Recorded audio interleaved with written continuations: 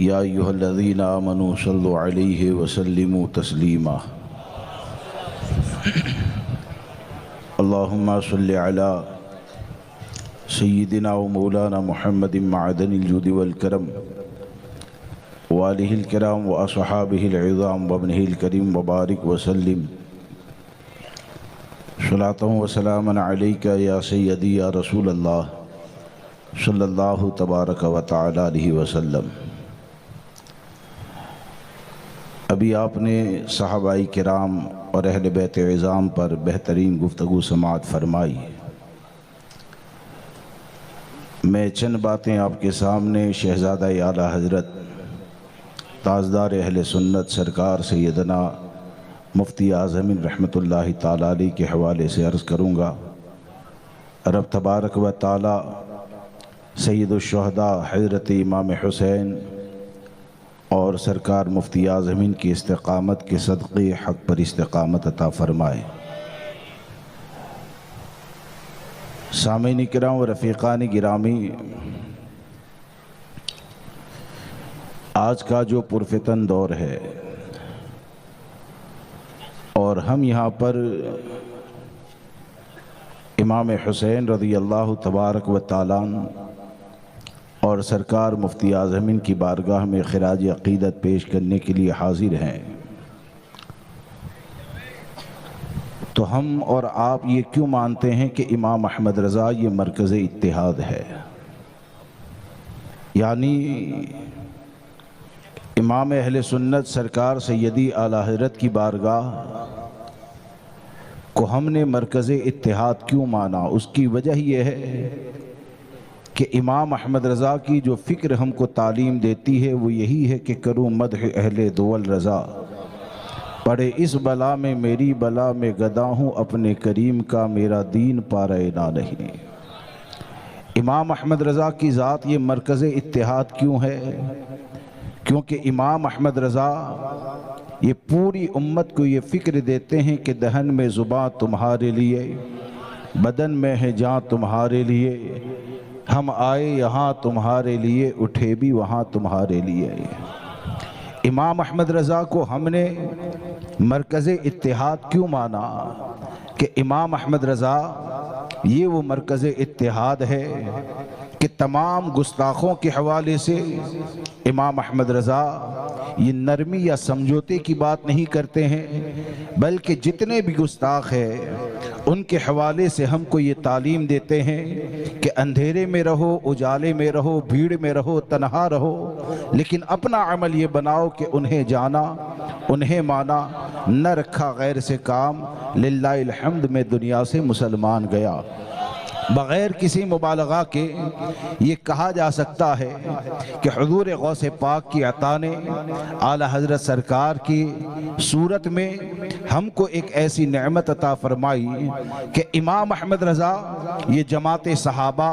جماعت اہل بیت، جماعت اولیاء، جماعت علماء کا ایسا انتخاب ہے کہ میں یہ کہہ سکتا ہوں کہ ایک اعلیٰ حضرت سے جڑ جاؤ، ایک امام احمد رضا کی تعلیمات پر عمل کرنے والے بن جاؤ، امام احمد رضا کے قلم کی روشنی میں سانس لو تو یقین جانے آپ محل سے جھونپڑے میں آ سکتے ہیں، جھونپڑے سے تنہا ہو سکتے ہیں، لیکن امام احمد رضا کے قلم کی روشنی میں اگر زندگی گزارو گے تو یہ 1400 سال کے بزرگوں کا وہ انتخاب ہے کہ دنیا سے جاؤ گے تو یہی کہو گے کہ لحد میں عشق رخ شہ کا داغ لے کے چلے، اندھیری رات سنی تھی چراغ لے کے چلے، تیرے غلاموں کا نقش قدم ہے راہ خدا، وہ کیا بہک سکے جو یہ سراغ لے کے چلے۔ سامعین کرام و رفیقان گرامی، امام احمد رضا کی ذات کے بعد ہم نے حجت الاسلام کو مرکز اتحاد مانا،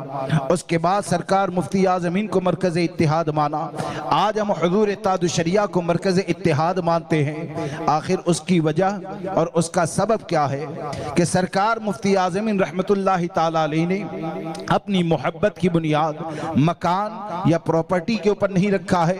बल्कि सरकार मुफ्ती आज़मीन रहमत उल्लाह ताला अलैह ये इमाम अहले सुन्नत के वो अजीम शहजादे हैं कि जिन्होंने अपनी मोहब्बत की बुनियाद को रखा है तो इस पर रखा है कि दुश्मन जान से कहीं बदतर है दुश्मन दीन का,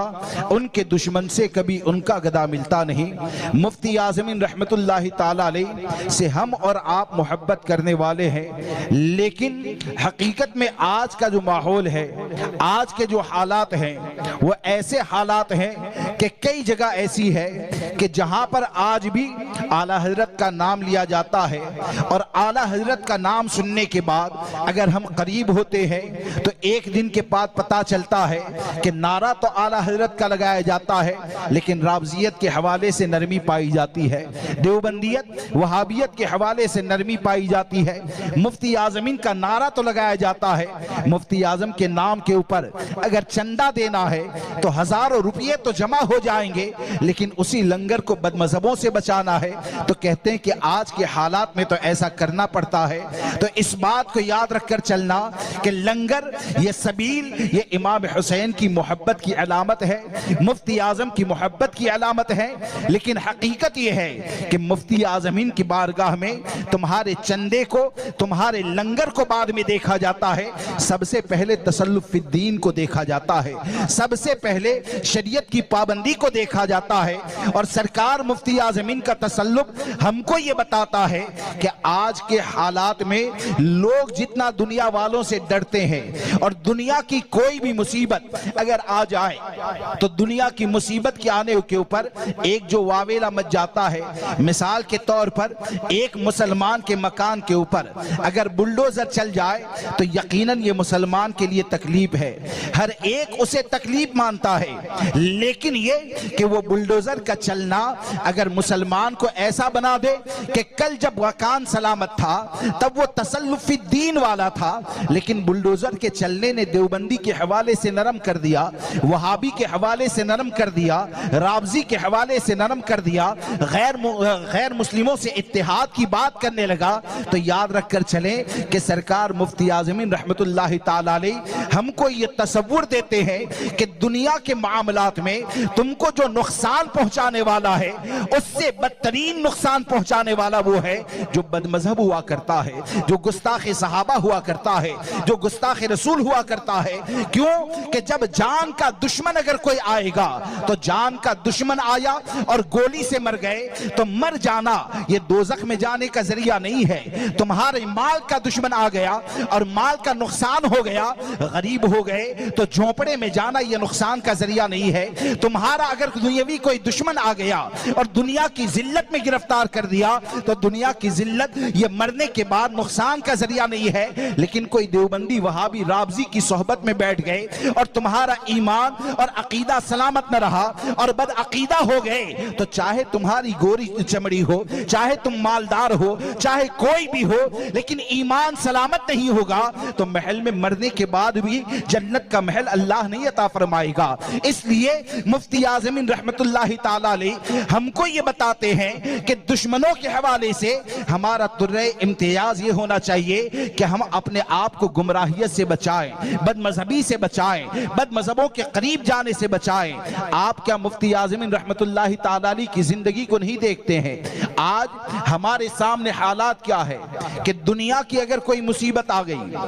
उस मुसीबत के ऊपर गुफ्तगू करने के लिए 2 घंटे का वक्त हमारे पास है। मैं ये नहीं कहता माज़अल्लाह कि मुसलमान को अगर कोई मुसीबत आए तो खुशी का इजहार करना चाहिए, हम तो ये कहते हैं कि मुसलमान का अगर एक प्याला भी छीन लिया जाए तो वो तकलीफ का जरिया है। लेकिन असल मसला ये है कि आज जो एक तरफ से मुसलमान की तरफ आने वाली मुसीबत की बुनियाद पर जो नुकसान होता है तो सिर्फ नुकसान की बात तो की जाती है, लेकिन नुकसान दुनिया का होने के साथ जहां पर उस इलाके में सुलह कुल्लियत फैलती है उसकी बात नहीं की जाती है। हमको ये सोचना चाहिए कल महल हमारा सलामत था और आज अगर महल सलामत नहीं है और महल सलामत न होने की वजह से अगर सुलह कुल्ली बन गए तो याद रखना मकान के जाने से बड़ा नुकसान ये है कि तुम्हारा झुकाव सुलह कुल्लियत की तरफ हो जाए। सरकार मुफ्ती आज़मीन रहमतुल्लाह ताला अलैह उनका तसल्लुफ़ दीन क्या है, अकीदे के अंदर उनकी کی مضبوطی کا عالم کیا ہے کہ وہ سرکار مفتی اعظم رحمت اللہ تعالی علیہ جن کو لوگ دعوت دے کر بلاتے ہیں، آپ تشریف لے جاتے ہیں، لوگوں کے ایمان اور عقیدے کی حفاظت کرتے ہیں، لیکن ایک دور ایسا آیا کہ شدید تحریک چلتی ہے، شدید تحریک جب چلی لوگ مرتد ہونے لگے، مفتی اعظم کو خبر ملتی ہے، شیر بشے اہل سنت کو اس بات کا علم ہوتا ہے، تو وہ شہزادہ جو لوگوں کی دعوت کے اوپر جاتا ہے، کسی جگہ پر پہنچ جائے تو وہاں پر جانے کی بنیاد پر استقبال ہوتا ہے، لیکن جب لوگ کفر کے اندر گرفتار ہونے لگے تو اب تاجدار اہل سنت کو کوئی دعوت دے کر بلانے والا نہیں ہے، کوئی اسٹیج لگانے والا نہیں ہے، کوئی نذرانہ دینے والا نہیں ہے، لیکن میرے مفتی اعظم 10 کلومیٹر 12 کلومیٹر یہ بڑھاپے کے عالم میں چل کر گاؤں میں جاتے ہیں، وہ گاؤں میں جہاں پر ہندوؤں کی طرف سے اعلان ہو گیا ہے کوئی بھی مبلغ اسلام آئے ان کو چاول نہ بیچا جائے، ان کو تیل نہ دیا جائے، ان کو غلہ نہ دیا جائے، لیکن میرے مفتی اعظم رحمت اللہ تعالی علیہ پیدل چل کر جاتے ہیں اور پنڈت سے کہتے ہیں تم اگر مناظرہ کرنا چاہتے ہو تو مناظرہ کرو، وہ کہتا ہے ہم کو مناظرہ نہیں کرنا ہے، شیر بے شیر اہل سنت خطاب کرتے ہیں، مرتد ہونے کا اعلان کرنے والے کہتے ہیں کہ ہم آپ کی بات نہیں سمجھ رہے ہیں، ہمارے مفتی اعظم پنڈت کے تخت کے اوپر چڑھ جاتے ہیں اور ہاتھ سے کھینچ کر کہتے ہیں اگر مناظرے کے لیے تیار نہیں ہے تو آؤ، آگ تم نے جلائی ہے، مصطفی رضا کے ساتھ آگ میں جانے کے لیے تیار ہو جاؤ، جو سچا ہوگا وہ آگ سے بچ کر آ جائے گا۔ آپ مجھے بتائیں، یعنی سرکار مفتی اعظم رحمت اللہ تعالی علیہ ہم غلاموں کو یہ بتاتے ہیں کہ مفتی اعظمین کی بارگاہ میں، تمام بزرگوں کی بارگاہ میں جس نعمت کو دیکھا جاتا ہے وہ تسلف فی الدین کو دیکھا جاتا ہے، عقیدے کی مضبوطی کو دیکھا جاتا ہے۔ اس لیے دوستو ہمیں اور آپ کو یہ چاہیے کہ مفتی اعظمین کا ذکر کرتے ہیں، ان کا ذکر کرتے رہیں، لیکن ذکر کرنے کے ساتھ اپنے وجود کو ایسا بنائیں کہ رات میں لائٹ لگی ہے، اجالا ہے تو مفتی اعظم زندہ باد، اور فجر کے بعد چائے کی دکان پر چلے گئے تو دیوبندی کے ساتھ اتحاد ہو رہا ہے، وہابی کے ساتھ اتحاد ہو رہا ہے، رابضی کے حوالے سے نرمی پیدا ہو رہی ہے، یاد رکھنا یہ مفتی اعظم کی رضا کا ذریعہ نہیں ہے۔ ارے مفتی اعظم رحمت اللہ تعالی علیہ یہ نعمت میں رہے یا مشقت کے اندر رہے، اپنے بابا جان کے اس شعر کے اوپر عمل کرنے والے ہیں کہ دشمنے احمد پہ شدت کیجئے، ملحدوں کی کیا مروت کیجئے، غیظ میں جل جائے بے دینوں کے دل، یا رسول اللہ کی کثرت کیجئے۔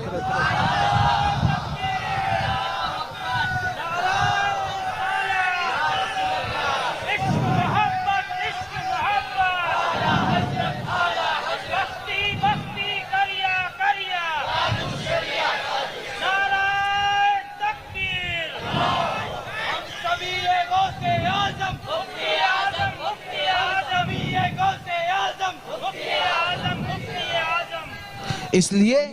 ہم کو یہ بات سمجھنی چاہیے کہ سرکار مفتی اعظمین رحمت اللہ تعالی علیہ کی تعلیمات پر عمل کرنا یہ اللہ رسول عز و جل و صلی اللہ تعالی علیہ وسلم کی بارگاہ سے کی قربت کا ذریعہ ہے، تو ان کی تعلیمات پر عمل کرنا چاہیے، تسلف فی الدین اختیار کرنا چاہیے، اور ان لوگوں نے عقیدے کی مضبوطی کا درس دیا، یعنی ان کے ذریعے جب تسلف فی الدین اللہ نے ہم کو عطا فرمایا تو یقیناً انہوں نے عقیدے کا تسلط دینے کے ساتھ اس تسلط کو کیسے بچایا جائے وہ تعلیم بھی ہم کو عطا فرمائی۔ وہ تسلط کیسے بچائیں گے؟ آپ اپنی مرضی سے کسی کو بھی سن کر اپنے عقیدے کو بچا لیں گے، رابضیت سے اپنے آپ کو بچا لیں گے۔ آپ ذرا غور کریں کہ سرکار مفتی اعظم رحمت اللہ تعالی علیہ سرکار اعلیٰ حضرت 1400 سال کے بزرگوں نے ہم کو ایمان اور عقیدے کی حفاظت کے لیے جو طریقہ عطا فرمایا ہے وہ طریقہ کیا ہے؟ وہ طریقہ یہ ہے کہ ہمارے کان سنے تو اہل سنت کی آواز کو سنیں، ہم اگر کسی کی صحبت میں بیٹھیں تو سنی کی صحبت میں بیٹھیں، محتاط علماء کی آواز کو سنیں۔ اب آج کا وقت کیسا ہے کہ آج کے وقت میں آپ یہ کہہ سکتے ہیں کہ سوشل میڈیا یہ اتنا بڑا فتنہ ہے جو آپ کو تعلیمات مفتی اعظم سے دور کر سکتا ہے، اعلیٰ حضرت کی تعلیمات سے دور کر سکتا ہے۔ جب امام احمد رضا نے ہم کو یہ بتایا کہ بد مذہب کی کتاب پڑھنا یہ ناجائز و حرام ہے، گستاخ گستاخ صحابہ گستاخ رسول کی تحریر کو پڑھنا یہ ناجائز و حرام ہے، جب کتاب کو پڑھنا یہ ناجائز و حرام ہے، تو ایک رابضی اگر پوسٹ ایک صفحے کی بنا دیتا ہے اور گجراتی میں بنانے کے بعد اگر سوراشٹر میں گھمانے لگے تو کیا ایک صفحہ پڑھنا تمہارے لیے جائز ہو جائے گا؟ آپ ورکشاپ کے اوپر اگر انگلی گھماتے ہیں اور امیر معاویہ کے بارے میں کیا کہہ دیا، آپ نے کلک کیا، 2 منٹ سننے کے لیے تیار ہو گئے، تو آپ مجھے بتائیں کہ آپ جو مسلک اعلیٰ حضرت کا نعرہ لگاتے ہیں، سرکار مفتی اعظم کی محبت کی بات کرتے ہیں، تو اعلیٰ حضرت نے، مفتی اعظم نے، حضور تاج الشریعہ نے، ہمارے بزرگوں نے جو عقیدے کا تسلب عطا فرمایا، وہ تسلب کی حفاظت کے لیے جو وظیفہ دیا گیا ہے، وہ وظیفہ یہی ہے کہ نبی سے جو ہو بیگانہ اسے دل سے جدا کر دے، پدر مادر برادر مال و جا سب ان پر فدا کر دے۔ آج لوگوں کی سوچ یہ بنتی جا رہی ہے، حضرت محمد بن سیرین رحمت اللہ تعالی علیہ وہ بد مذہب کو سننے سے ڈرتے ہیں، اور پوچھا جاتا ہے کہ آپ نے کیوں نہیں سنا؟ بولے کہ میں ڈرتا ہوں کہ اس کی بات میرے دل کے اندر بیٹھ جائے گی تو کہیں میں گمراہ نہ ہو جاؤں۔ اور آج حال یہ ہے کہ لوگوں کو اردو پڑھنے کا سلیقہ نہیں، اور رابضی اگر گجراتی کے اندر پوسٹ بناتا ہے تو ہمارے ہی لوگ اس کو شیئر کرتے ہیں، ہمارے ہی لوگ اس کو آگے بڑھاتے ہیں۔ اس لیے دوستو، ہم اس بات کو یاد رکھ کر چلیں کہ امام احمد رضا کا مسلک، امام احمد رضا کی تعلیمات اور امام احمد رضا کی تعلیمات پر عمل کرنے کے لیے ہم کو جن لوگوں نے حکم دیا، یقیناً وہ ہزاروں لوگ ہیں جو کامیابی کے ساتھ قبر کے اندر گئے، اور یقیناً یہ کہہ سکتے ہیں کہ امام احمد رضا سے اگر جڑ جائیں گے اور امام احمد رضا کے نقش قدم پر اگر چلتے رہیں گے تو اسی راستے کے اندر صدیق اکبر کا عشق بھی مل جائے گا، فاروق اعظم کی محبت بھی مل جائے گی، عثمان و علی کی محبت بھی ملے گی، صحابہ اہل بیت کی تعلیم بھی ملے گی، اور یقین کے ساتھ آپ یہ کہیں گے کہ مسلک اعلیٰ حضرت یہ کوئی نیا مسلک نہیں ہے، بلکہ فکر رضا یہ ہے کہ یا رسول اللہ تیرے غلاموں کا نقش قدم ہے راہ خدا، وہ کیا بہک سکے جو یہ سراغ لے کے چلے۔ آج جو حضور تاج الشریعہ کو ہم سرکار مفتی اعظم کی بارگاہ کی قربت کا عظیم ذریعہ جانتے ہیں، حضور تاج الشریعہ کو اعلیٰ حضرت کی بارگاہ کی قربت کا عظیم ذریعہ جانتے ہیں، اس کی وجہ صرف یہ نہیں ہے کہ یہ اعلیٰ حضرت کے خاندان میں پیدا ہوئے، اعلیٰ حضرت کے خاندان میں اور کئی پیدا ہوئے جن کا نام بھی نہیں لیتے ہیں، لیکن یہ کہ حضور تاج الشریعہ کا جو نام لیا جاتا ہے، حضور تاج الشریعہ سے جو محبت کی بات کی جاتی ہے، تو یقیناً حضور تاج الشریعہ کو اپنے جد امجد کی تعلیم کا وہ حصہ ملا ہے کہ میرے تاج الشریعہ نے پوری زندگی فتنوں سے خبردار کرتے ہوئے ہم کو یہ بتایا کہ تاج الشریعہ کی زندگی کا جو مقصد ہے کسی ایسے غیرے کی تعریف کرنا نہیں ہے، بلکہ ان کی زندگی کا مقصد تو یہ ہے کہ جو پیا کو بھائی اختر وہ سہانا راگ ہے، جس سے ناخوش ہو پیا وہ راگنی اچھی نہیں۔ آپ جانتے ہیں تاج الشریعہ کو امام اہل سنت کی بارگاہ کا عظیم وسیلہ کیوں مانا جاتا ہے، حضور مفتی اعظم کی بارگاہ کا عظیم وسیلہ کیوں مانا جاتا ہے؟ کہ آپ ماضی قریب کے اندر دیکھیں کہ منہاجیت کا فتنہ جب اٹھا تھا تو بہت سے بڑے بڑے کہے جانے والے یہ کہتے تھے کہ یہ تو علم غیب کے اوپر ہزاروں دلائل دیتا ہے، مدینہ منورہ کی عظمت کے اوپر بے شمار فضیلتیں بیان کرتا ہے، اس کے رد کرنے میں ذرا احتیاط کرنا چاہیے، اس کے رد کے اندر خاموشی اختیار کرنی چاہیے۔ لیکن میرے تاج الشریعہ نے اپنے ذہن و فکر سے فیصلہ نہیں کیا، بلکہ قانون مصطفیٰ نے جو بتایا وہی تاج الشریعہ اور محدث کبیر نے ہم کو یہ بتایا کہ منہاجی یعنی جو طاہر الپادری ہے وہ اگرچہ علم غیب کی بات کرتا ہے لیکن اشرف علی کو کافر نہیں کہتا ہے، وہ مسلمان نہیں ہو سکتا ہے، وہ عاشق مصطفیٰ نہیں ہو سکتا ہے۔ کیوں کہ مسلمان کون ہوگا جو غیروں کے ساتھ اتحاد کی بات نہیں کرے گا، بلکہ زندگی کے ہر موڑ پر یہی کہے گا کہ انہیں جانا انہیں مانا، نہ رکھا غیر سے کام، للہ الحمد میں دنیا سے مسلمان گیا۔ السلام علیکم ورحمت اللہ۔